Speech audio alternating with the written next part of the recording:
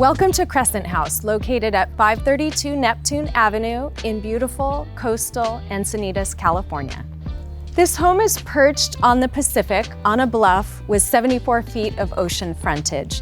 The lot at 0.43 acres is large for bluff-front Encinitas. The house itself is also immense, 6,329 square feet with 4 bedrooms, 6 bathrooms, endless indoor and outdoor living with panoramic ocean views, and a pool.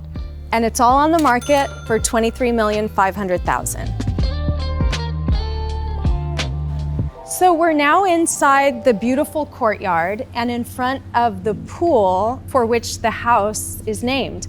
And we're fortunate today to have Wallace Cunningham, the visionary architectural designer. One of the things I've heard when I've heard you speak about this house is this gate. Can you tell us a little bit about the gate and the design of this courtyard? Absolutely. So from the outside, you see this sweeping crescent stainless steel shape. In plan, you can see the ramps winding up, which also has that same piece.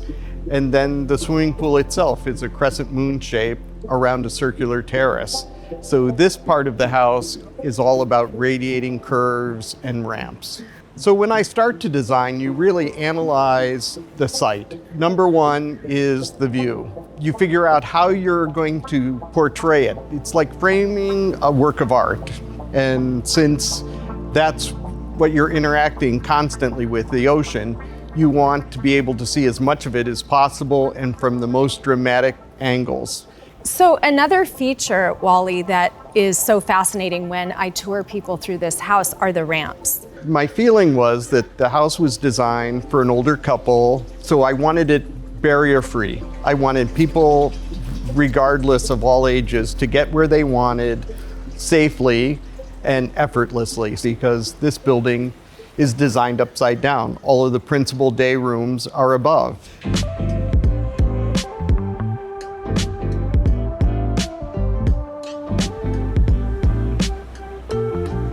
We're upstairs at the top level here, which you call the main living area. And when you were building it, you were envisioning, I would imagine, views. Tell us more about your thoughts for this space. Absolutely. We're standing on a bridge above the breezeway with the largest panorama of the ocean. So you can look up and down, just an amazing 180-degree view. And you can also overlook the city beyond to the east. Lots of cross ventilation. It's as though the roof just hovered above the structure, supported on the fireplace and the far walls. The room is as big as the view. Most rooms end at the glass line or a wall or window coverings. This is infinite space. It's just going until you can see no more. So it's almost alive because the house appears to move and change throughout the entire day. So it's on an east-west exposure, so you're getting this very dramatic lighting actually going right through the house, under the house.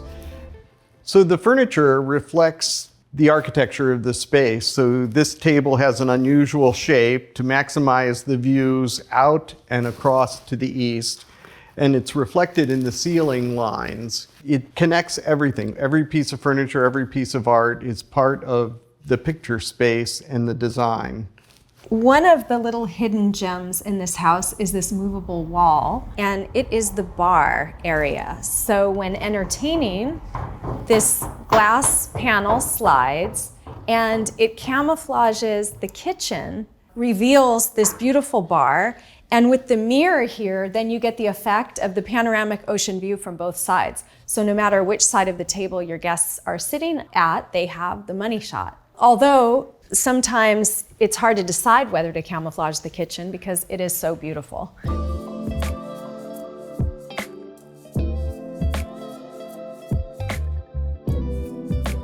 What was your inspiration with these levels and with angling the kitchen sinks like you did? The levels are basically all people aren't the same height, size, reach. And so I wanted to have a cascade of countertops to offer people different possibilities. And people have children, grandchildren, etc. So it opened that up. The sinks, again, are based on the ceiling. So all of the ceilings are based on a triangle. All of the sinks and this cabinet in particular are going to the point of this roof above and ceiling. And this is actually position alpha, this V. So there's seating there. And this is one of those infinite views looking as far into the ocean as you can. And then the big panorama once again. So instead of being at some confining little kitchen window, you have the same view as everyone else. So in terms of appliances in the kitchen, we have a Wolf induction cooktop, a Sub-Zero refrigerator, and then hidden behind these panels are Wolf double ovens and the microwave. So beyond just its stunning beauty, the kitchen is very practical, functional, and great for a chef.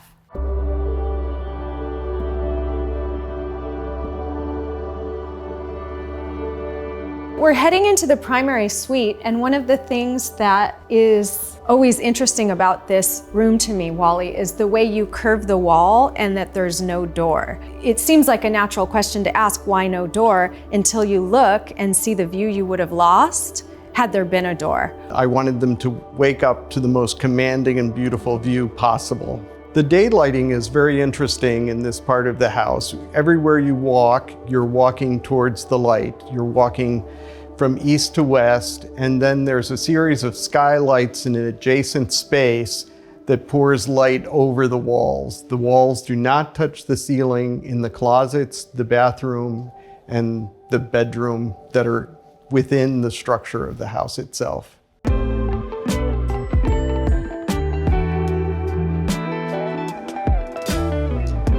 Another nice surprise with this home is that in the primary suite, there are dual primary closets. So that tends to be uncommon this close to the ocean, where space is typically a consideration.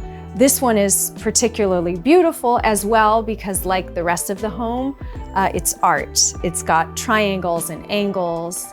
The walls don't go all the way to the ceiling to let in light, so you see all the sculpture and the beauty, and there are even light panels in the back corner here. So, like so much of the house, more surprises around every corner.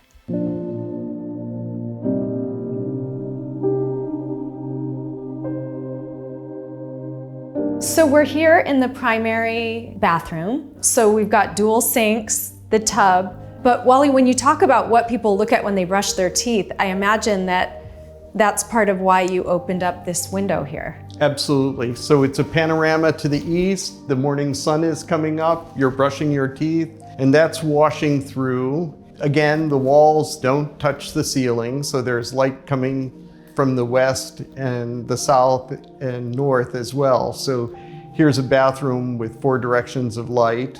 The tub is part of the actual architecture, so it's easy access for grandchildren or anyone, so you can hold on to the counter, easy steps, lay down this way, and the back is sloped appropriately. And so it makes a beautiful sculpture coming up the steps and the intersections, and implies the underlying triangular structures.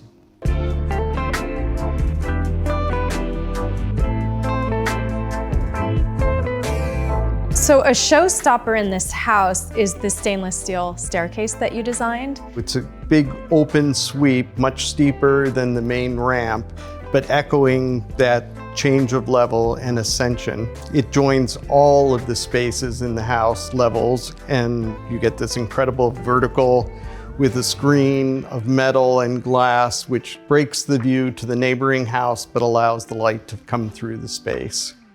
Another convenient and beautiful feature of the home is the lift. Convenient because when you pull into the garage, you can come in with your groceries and ride the lift up to the kitchen level. The elevator experience is usually confining and disturbing, so I wanted maximum light, beautiful materials, woven stainless steel, and to see through the doors continuously, so you can see the floors go by and the space again is as large visually as possible.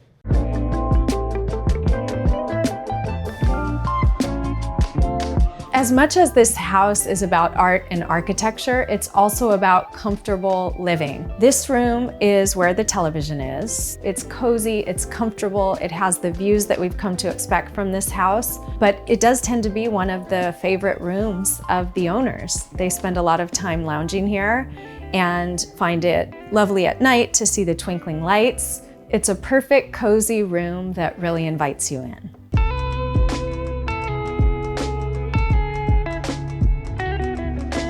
So we're now in the guest house, which is a detached structure from the main house, totally self-contained.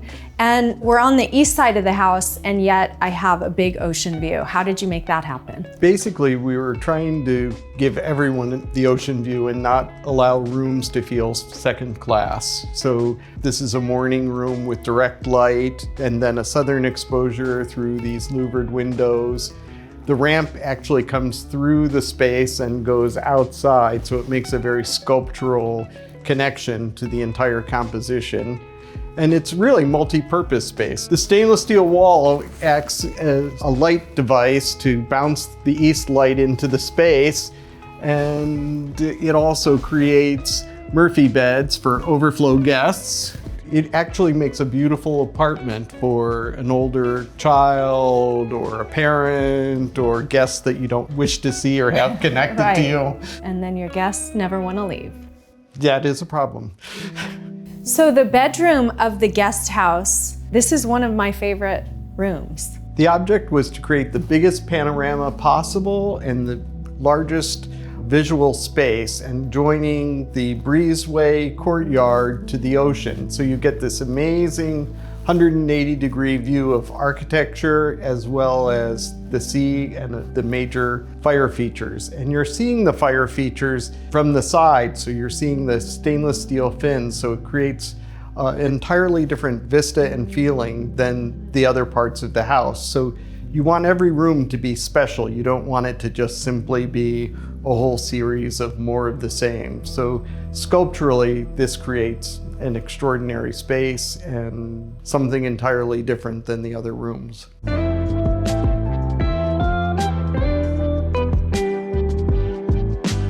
Here we are right outside of the garage.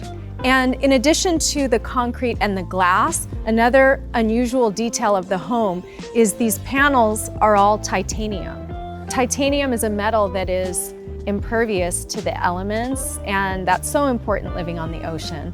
We have a spacious two-car garage with custom cabinetry, and the garage follows the unique angles and architecture of the rest of the house. So even the most utilitarian of spaces here in this home is visually stunning.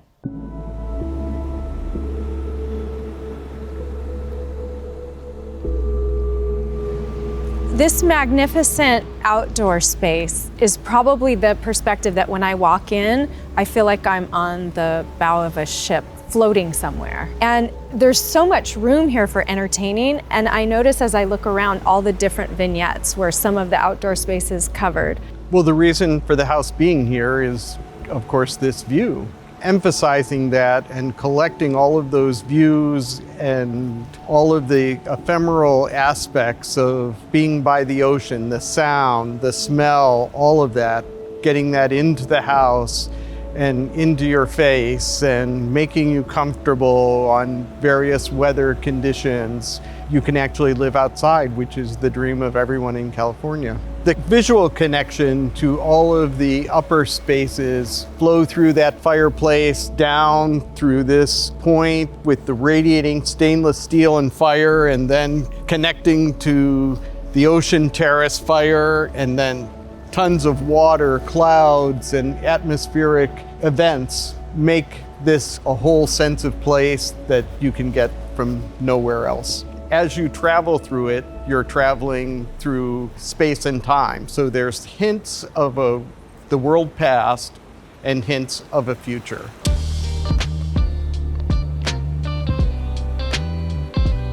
Crescent House at 532 Neptune Avenue in coastal Encinitas, California, 6,329 square feet, including 4 bedrooms and 6 bathrooms, with one of those being a standalone guest house. The property has a pool and these incredible panoramic ocean views. It's a modern masterpiece of architecture. It is a piece of art, really. So live here and life is art. And it's all on the market for $23,500,000.